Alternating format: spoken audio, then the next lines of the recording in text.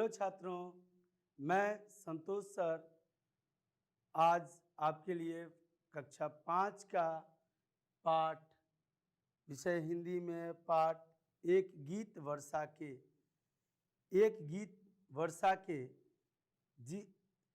जिसकी कवयित्री हैं सुभद्रा कुमारी चौहान। सुभद्रा कुमारी चौहान एक ऐसी कवयित्री जिन्होंने अपने जीवन काल में कई कविताएं लिखी हैं।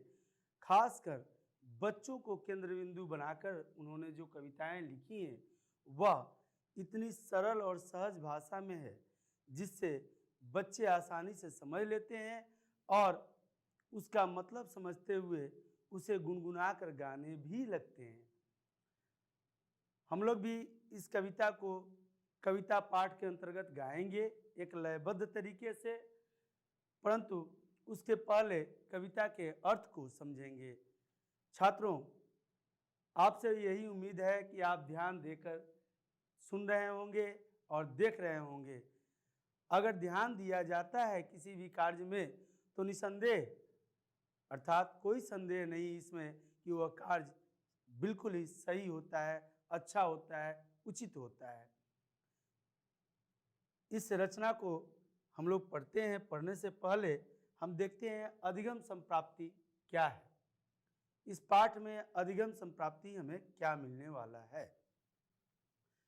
तो छात्रों, पहला पॉइंट है, ये बिंदु अर्थात पॉइंट के हिसाब से ही हमने इसे सजाया है जिससे आसानी से समझा जा सके।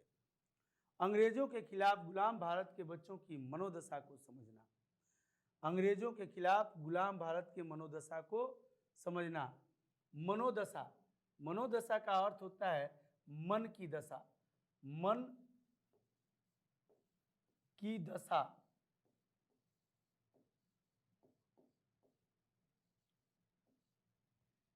मन की दशा अर्थात गुलाम भारत, जब अंग्रेजों का गुलाम था हमारा भारत, उस समय अंग्रेज कई तरह से अत्याचार करते थे हमारे देश के लोगों पर। अगर कोई अच्छा नहीं लगता था देखने में उसे तो उसे कोरे मार देते थे। अगर कोई कुछ बोलता था, अपनी ही बात, अपने मन की इच्छा जाहिर करता था, तो जो अंग्रेज के ऑफिसर्स थे उन्हें गोली तक मार दिया करते थे। अर्थात उनके अत्याचारों से हमारा देश बहुत ही त्रस्त हो गया था। जो भी उनकी बातों को नहीं मानते थे उन्हें जेल में भर देते थे या फिर उन्हें कठोर से कठोर दंड देते थे, उन्हें मारते पीटते थे और यहाँ तक कि उन्हें काला पानी की सजा तक दे देते थे। जो देश के स्वतंत्रता सेनानी थे, जो क्रांतिकारी थे, जो देश के लिए, देश को आज़ाद कराने के लिए उस समय लड़ रहे थे, वैसे लोगों को वह नाव पर सवार करके ले जा करके उन्हें काला पानी अर्थात अंडमान निकोबार में बालू के रेत में उन्हें रख देते थे, जहां उन्हें न भोजन के लिए, खाने के लिए कोई खाद्य सामग्री मिलता था और ना ही पीने के लिए शुद्ध पेय जल मिलता था, क्योंकि वह एक टापू और वहां पर चारों तरफ से समुद्र से घिरा हुआ था। खैर, हमारे देश में अंग्रेज, आपको पता होगा कि 200 वर्षों तक शासन किए थे। कितने वर्षों तक? 200 वर्षों तक अंग्रेज भारत में 200 वर्षों तक शासन किए थे।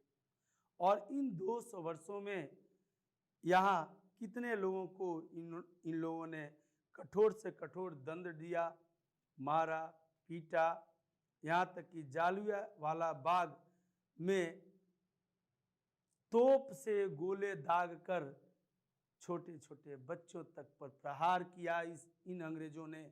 उन अंग्रेजों के समय, उन अंग्रेजों का गुलाम देश और उस समय हमारे देश के बच्चों की क्या मनोदशा थी, इसी मनोदशा को इस पाठ में सुभद्रा कुमारी चौहान कवयित्री महोदया अच्छे तरह से इन्होंने समझाया है और अपनी कविता के माध्यम से उन बच्चों के मनोभाव को, मनोदशा को प्रकट किया है इन शब्दों में। आइए अगला पॉइंट है प्राकृतिक प्रक्रियाओं की कल्पनाशीलता को से जोड़ना। कल्पनाशीलता, ये कल्पनाशीलता अर्थात कल्पना को सीलना, अर्थात कल्पना करके प्राकृतिक वस्तुओं के लिए कल्पना करना। जैसे बादलों में जब बिजली गरजती है तो एक बच्चे के मन में होता है, अरे ये तो बिजली की तलवार है जो दिखाई दे रही है, करकर करकर करकराहट जो होती है बिजली की वह तलवार की तरह लगती है और एक बच्चा समझ लेता है कि वह तलवार है।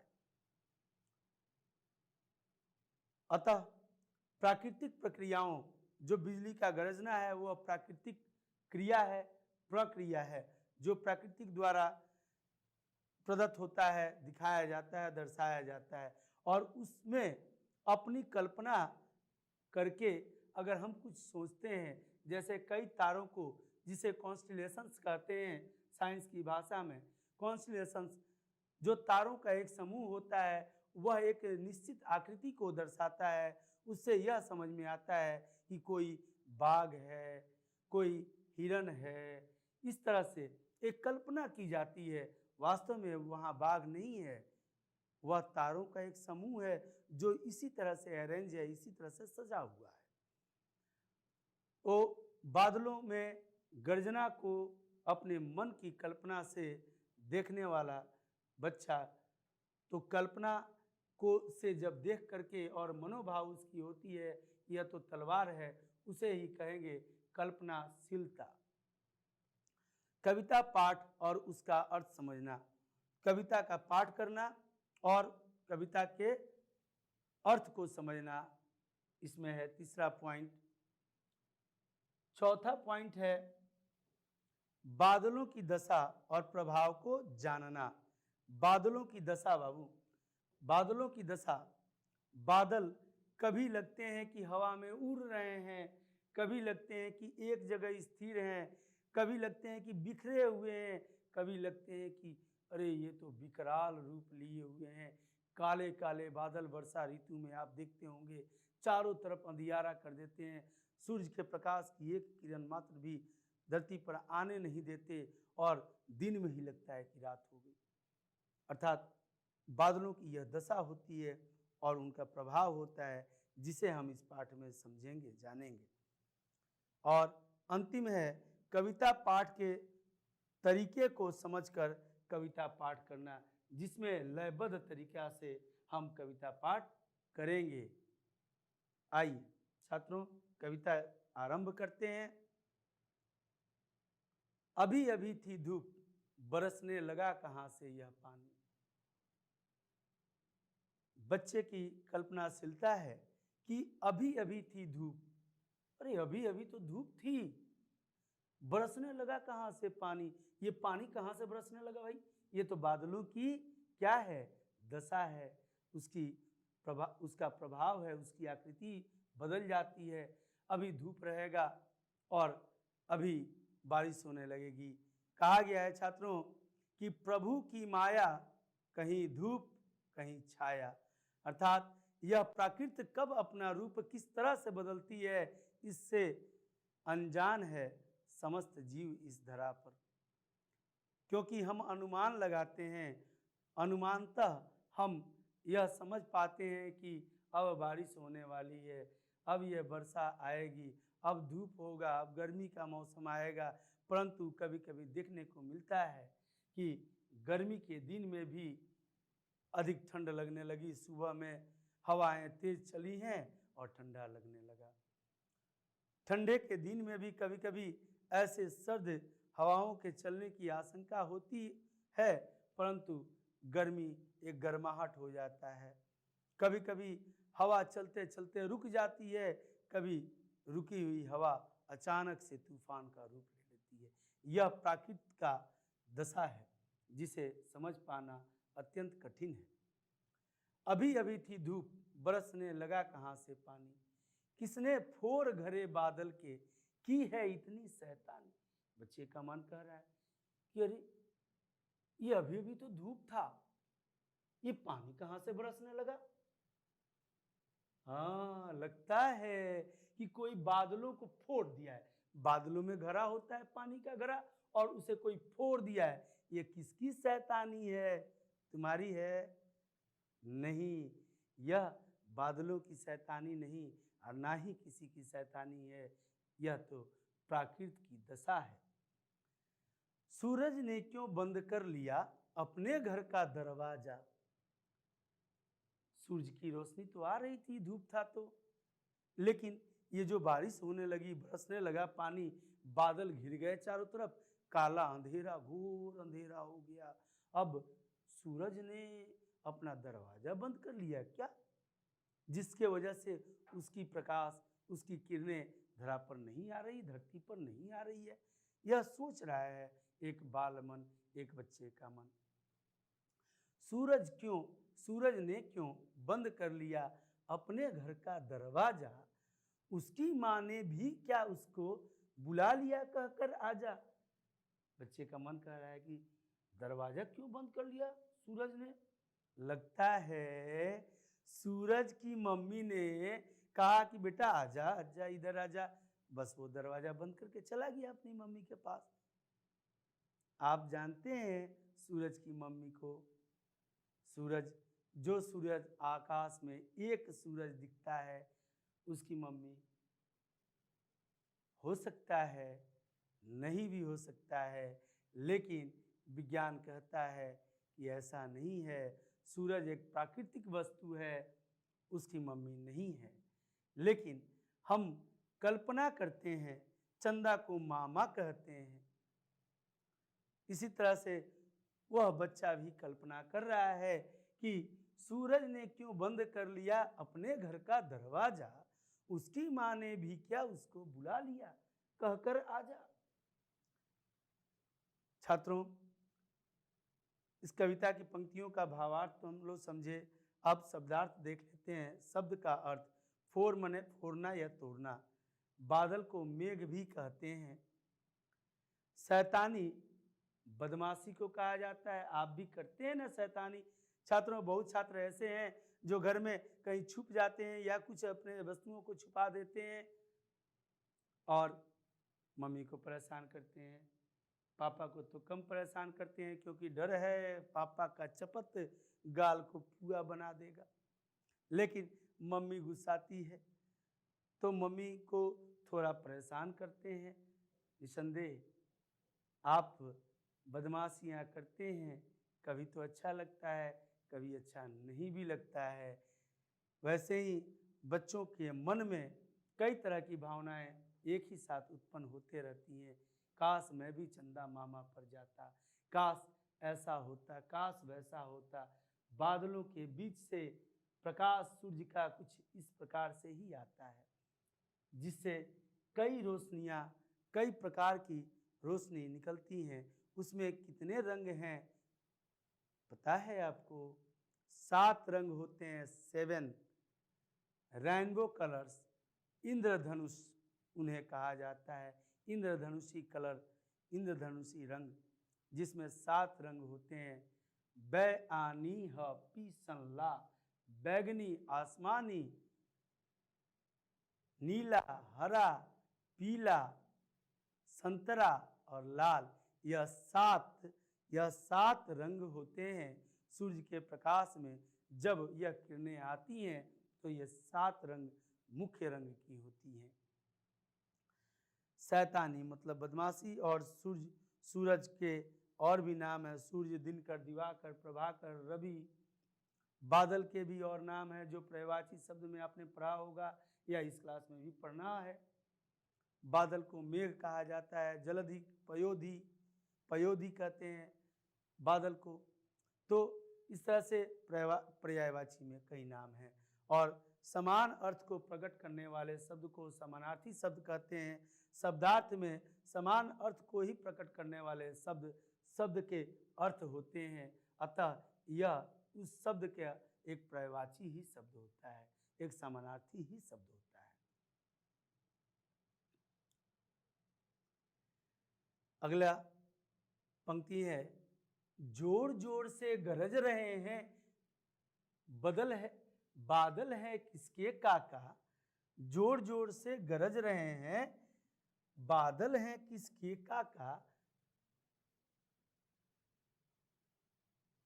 किसको डांट रहे हैं किसने, किसको डांट रहे हैं किसने, कहना नहीं सुना माँ का। अर्थात बादल जब वर्षा होता है तो कैसे गरजते हैं, गड़गड़ गड़गड़ गड़गड़ाहट, गड़गड़ाहट, कभी बिजली तड़कती है, कभी गड़गड़ाहट होता है। कितने तो डर जाते हैं, मम्मी मुझे डर लग रहा है, बादल गरज रहा है, क्या बोल रहा है। और भी छोटे जो बच्चे होते हैं वो तो दुबक जाते हैं, गोद में निकलते ही नहीं, गोद से उतरते ही नहीं, क्योंकि बादलों की गर्जना होती है। उसी बात को एक बच्चे का मन कह रहा है कि जोर जोर से गरज रहे हैं, बादल हैं किसके काका। अक्सर काका ही डांटते हैं ना, ए क्या कर रहे हो, चलो भागो। तो बादल हैं किसके काका, बादल किसके काका हैं जो इतना जोर जोर से डांट रहे हैं। और तब उसके मन में हो रहा है, किसको डांट रहे हैं, किसको डांट रहे हैं, और किसने कहना नहीं सुना माँ का। अक्सर ही जब बच्चे माँ का बात नहीं मानते हैं, माँ घर में रहती हैं और बच्चे बाहर भाग जाते हैं, तब काका बोलते हैं, चलो इधर आओ, डांटते हैं। तब वही बात मन में आता है बालक के कि बादल किसके काका हैं, कौन मम्मी का अपना बात नहीं मानता है। माँ अपनी माँ से कह रहा है बेटा कि कौन अपनी मम्मी का बात नहीं मान रहा है, जिसके वजह से बादल उन्हें डांट रहे हैं, बादल किसके काका हैं। उसके मन में यह मनोदशा हो रही है, यही दशा मन की दशा मनोदशा कहलाती है। बिजली के आंगन में अम्मा, बिजली के आंगन में अम्मा, चलती है किसकी तलवार।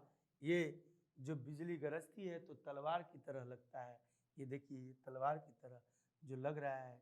ये बिजली जब गरजती है, गर्जना जब होती है तेज, तो इस तरह से कुछ दृश्य प्रदर्शित होता है, दृश्य दिखाई देता है। वही वह बच्चा भी देख रहा है और कह रहा है कि बिजली के आंगन में अम्मा, अपनी माँ से कहता है कि अम्मा बिजली के आंगन में चलती है किसकी तलवार, किसकी तलवार चल रही है। इतनी भयानक ढंग से ये बिजली अपने हाथ में लेके तलवार चला रही है, किसकी तलवार चलती है बिजली के आंगन में अम्मा। कैसी चमक रही है फिर भी क्यों खाली जाते हैं वार। और इतना चमकने के बावजूद भी यह किसको मारने के लिए जा रहा है, इसके तो वार खाली चले जा रहे हैं। एक बार गड़गड़ाहट के साथ तलवार दिखता है और फिर कहीं छुप जाता है। जोर जोर से गरज रहे हैं, बादल हैं किसके काका, किसको डांट रहे हैं किसने, कहना सुना नहीं माँ का। बिजली के आंगन में, बिजली के आंगन में अम्मा, चलती है किसकी तलवार, कैसी चमक रही है फिर भी क्यों खाली जाती है वार। बच्चे का मनोदशा यह है कि ऐसे बिजली जब कड़कती है तो उसका वार क्यों खाली जाता है। आइए छात्रों, अब उसके मन की मनोदशा क्या होती है ये देखिए। कितने तरह से बिजलियां गरजती हैं, कड़कती हैं कि क्या अब तक तलवार चलाना, ये खाली जो वार चला जा रहा है बिजलियों का, लगता है माँ कि इन लोगों को तलवार चलाने आता ही नहीं। तब जब ये बात बच्चे के मन में आता है तब कहता है माँ से अपने कि क्या अब तक तलवार चलाना माँ वे सीख न पाए। अभी तक नहीं सीख पाए हैं क्या वो तलवार चलाना, जो तलवार तो चलाते हैं लेकिन वार उनका खाली जाता है। इसलिए क्या आज सीखने आसमान पर आए हैं। ये बादल का जो परिवार है एक साथ हो गया है, किसके काका गरज रहे हैं और तलवार भी चला रहे हैं, लेकिन वार उनका खाली जा रहा है। क्या बात है अम्मा, क्या उन्हें तलवार अब तक चलाने नहीं आया। और नहीं आया तलवार चलाने तो शायद इसी वजह से आसमान पर वह गए हैं कि आज हम तलवार सीखेंगे। एक बार भी माँ यदि मुझको, बच्चे को तलवार चलाना आता था, वह भारत का बच्चा है। भारत के हर बच्चे में एक नई जान होती है, एक ईमान होता है और एक ऐसा विलक्षण प्रतिभा होता है कि वह कुछ भी कर सकता है। क्यों? क्योंकि वह इस मिट्टी, इस भारत भूमि पर जन्म लेता है। जो भी इस भारत भूमि पर जन्म लेता है, यह पाक पवित्र भूमि है और यहाँ के बच्चे बच्चे बलकरन हैं। बच्चे बच्चे में एक नई उमंग होती है, एक नया जोश, एक नया जज्बा होता है। एक बार भी माँ यदि मुझको बिजली के घर जाने दो, कहता है बच्चा कि माँ एक बार मुझे जाने दो बिजली के घर, उसके बच्चों को तलवार चलाना सिखला कर आने दो। जाने दो माँ, मुझे बादल के घर जाने दो एक बार, और मैं जाऊंगा, जाकर उसके बादलों के बच्चों को तलवार जिन्हें नहीं चलाना आता है उनको सिखला के आऊंगा। क्या अब तक तलवार चलाना माँ वे सीख न पाए, इसलिए क्या आज सीखने आसमान पर आए। एक बार भी माँ यदि मुझको बिजली के घर जाने दो, उसके बच्चों को तलवार चलाना सिखला कर आने दो। आने दो सिखलाकर, उसके बाद और क्या होगा? उसके बाद खुश होकर तब बिजली देगी मुझको चमकती सी तलवार, और खुश होकर बिजली तब हमें देगी एक चमकती हुई तलवार जैसे बादलों के पास है। खुश होकर तब बिजली देगी मुझको चमकती सी तलवार, तब माँ न कोई सकेगा, तब माँ कर न कोई सकेगा अपने ऊपर अत्याचार। अंग्रेजों का उस समय शासन था। अंग्रेज यदा कदा सर्वदा किसी को भी पकड़ लेते थे, गिरफ्तार करते थे। जो भी उनका बात नहीं मानता था उन्हें कड़ी सजा देते थे। उस बच्चे के काका को भी उन लोगों ने कई बार जेल भेजा था, क्योंकि उसके काका भी क्रांतिकारी थे और इस बालक का मन भी क्रांतिकारी था और क्रांति से भर उठा। यह कहते हुए वह अपनी माँ से कहता है कि खुश होकर तब बिजली देगी मुझको चमकती सी तलवार, तब माँ कर न कोई सकेगा अपने ऊपर अत्याचार। पुलिसमैन अपने काका को फिर न पकड़ने आएंगे। ये तलवार जिस दिन मिल गई मुझे, उस दिन कोई पुलिसमैन को मैं काका को पकड़ने नहीं दूंगा। मैं खड़ा हो जाऊंगा तलवार लेकर। और कहता है माँ से अपने कि पुलिसमैन अपने काका को फिर न पकड़ने आएंगे, देखेंगे तलवार दूर से सब डर भाग जाएंगे। और तलवार को मैं जब चमकाता हुआ तलवार दिखाऊंगा तो दूर से ही भाग जाएंगे पुलिस वाले, मेरे काका को जेल नहीं ले जाएंगे। अपने काका से तो सबको प्यार होता है छात्रों, और कौन चाहता है कि मेरे काका को, मेरे घर के किसी भी सदस्य को कभी पुलिस पकड़ के ले जाए, और वो भी अत्याचार करने के लिए नहीं, कभी नहीं। इसलिए उस बच्चे का मन कहता है ऐसा। उसके बाद यह अगली और अंतिम पंक्ति है छात्रों। अगर चाहती हो माँ काका, अगर चाहती हो माँ काका, जाएं अब न जेल खाना। कहता है अपनी मम्मी से कि अगर चाहती हो माँ काका, जाएं अब न जेल खाना। अगर चाहती हो तुम कि अब काका जेल खाना न जाएं, तो क्या करें? तो फिर बिजली के घर मुझको तुम जल्दी से पहुंचाना। तो मुझे पहुंचा दो बिजली के घर। क्यों? क्योंकि वो मैं बिजली के घर जाऊंगा और उसके बच्चों को तलवार चलाना सिखाऊंगा, क्योंकि उन्हें तो तलवार चलाना आता नहीं है। वो तलवार चला रहे हैं और उनका वार खाली चला जा रहा है, कहीं गिर नहीं रहा है, किसी पर पड़ नहीं रहा है, किसी का अहित नहीं हो रहा है, क्योंकि तलवार तो कभी किसी का हित करेगा नहीं, वो तो काटने वाला चीज़ है, तो काटेगा। तो फिर मैं जब तलवार चलाना सिखा दूंगा तो बिजली रानी खुश हो जाएगी और खुश होकर मुझे अपने तलवारों में से एक चमकती हुई तलवार देगी और उस तलवार को मैं लेके आऊँगा और तब कोई पुलिस वाला मेरे काका को पकड़ के जेल लेके जाने वाला होगा तो मैं दूर से ही तलवार दिखाऊंगा, वो डर के भाग जाएगा। अगर तुम चाहती हो माँ काका को अब पुलिस वाले जेल न लेके जाएं तो माँ मुझे एक बार बादल तक पहुंचा दो, तब देखो मेरा कमाल। तुम जल्दी से पहुंचाना, काका जेल न जाएंगे अब, तुझे मंगा दूंगी तलवार। माँ इतने बातों को सुनकर भाव विह्वल हो जाती है और ये माँ के कथन हैं। माँ क्या कहती है कि काका जेल न जाएंगे अब, काका अब जेल नहीं जाएंगे बेटा, चिंता मत करो, और तुझे मंगा दूंगी तलवार, तेरे लिए मैं तलवार मंगवा दूंगी, तुझे मैं तलवार मंगवा दूंगी, पर बिजली के घर जाने का अब मत करना कभी विचार। लेकिन बेटा तुम कभी भी बिजली के घर जाने का विचार मत करना। क्यों? क्योंकि बिजली के घर ऊपर है, आकाश में है, बादलों में है और हम मनुष्य वहाँ तक नहीं पहुँच सकते, वहाँ तो सशरीर कोई जा ही नहीं सकता। अतः माँ अपने बेटे को समझाते हुए कहती है, आपकी भी मम्मी आपको समझाती होगी प्रत्येक बात पर, तो माँ कहती है, दिलासा देती है, यह विश्वास दिलाती है कि बेटा तुम्हारे लिए मैं तलवार मंगवा दूंगी। और काका की रही बात चिंता, तो काका अब जेल नहीं जाएंगे, मैं तुम्हारे लिए तलवार मंगवा दूंगी, लेकिन लेकिन लेकिन बेटा तुम अब अपने मन में कभी बिजली के घर जाने का विचार मत लाना, मैं तलवार भी मंगवा दूंगी और काका को अब कोई पुलिस वाला पकड़ने भी नहीं आएगा।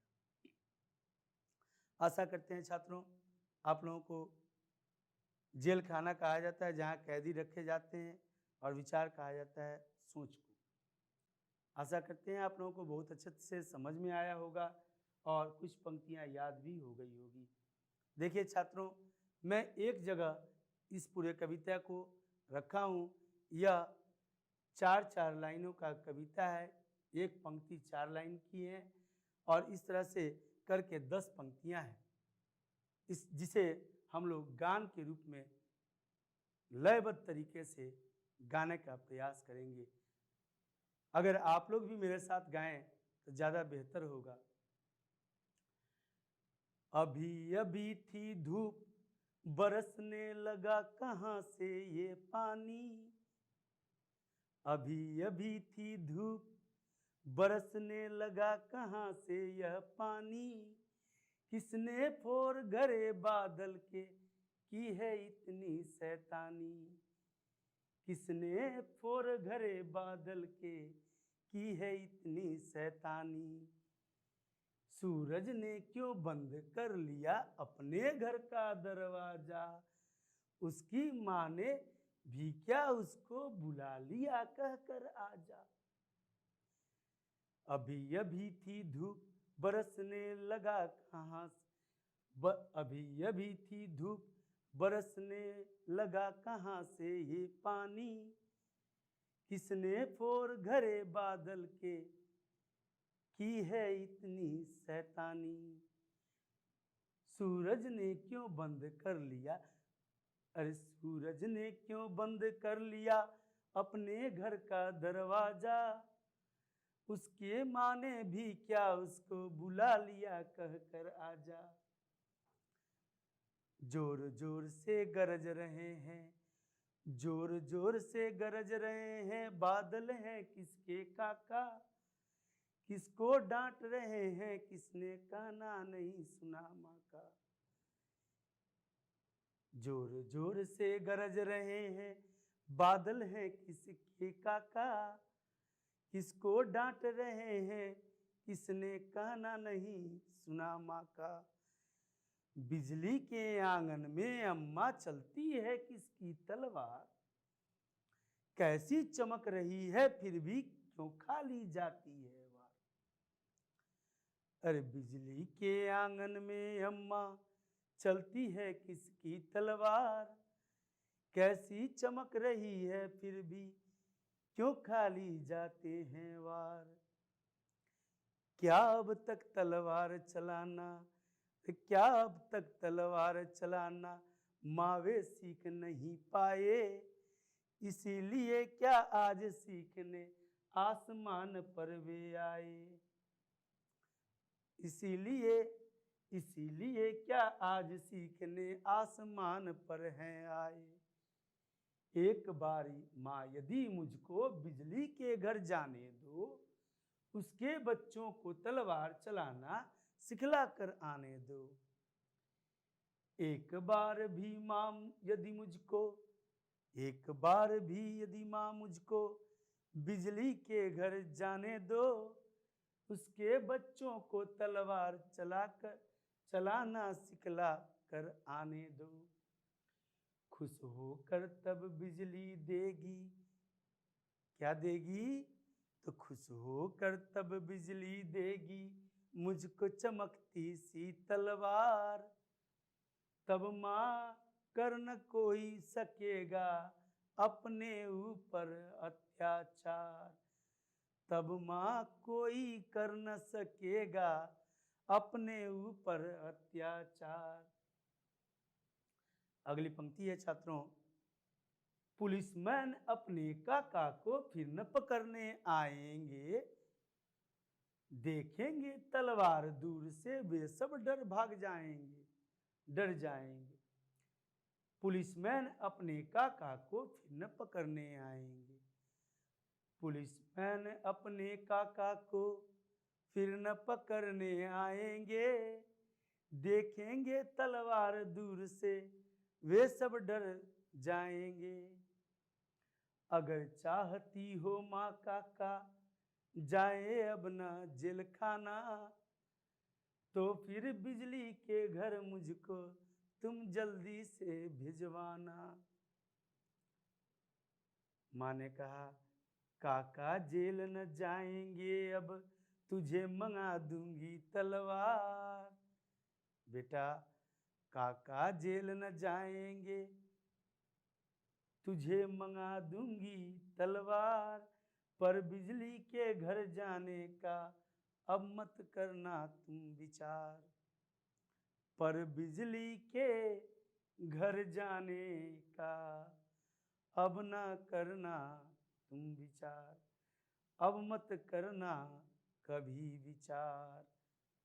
क्योंकि वहाँ मनुष्य अपने तन रूप को लेकर के नहीं जा सकता, लेकिन यह बाल मन तो समझता नहीं, इसलिए जाने की जिद करता है। वास्तव में वह बिजली की तलवार नहीं, वह तो प्रकृति का एक स्वरूप है, प्रकृति की एक दशा है, जिसे छात्र बच्चे बिजली का तलवार समझते हैं। आशा करते हैं छात्रों आप लोगों को भी याद हो गया होगा। अगर नहीं याद हुआ हो तो इसी तरह से अगर लयबद्ध तरीके से गायन करके हम प्रतिदिन इस कविता का पाठ करते हैं, प्रतिदिन नहीं एक दिन में ही 2 से 3 बार जैसे ही करते हैं आसानी से याद हो जाता है। छात्रों यह कविता अच्छी लगी होगी, बहुत अच्छी लगी है। धन्यवाद। आपका दिन मंगलमय हो।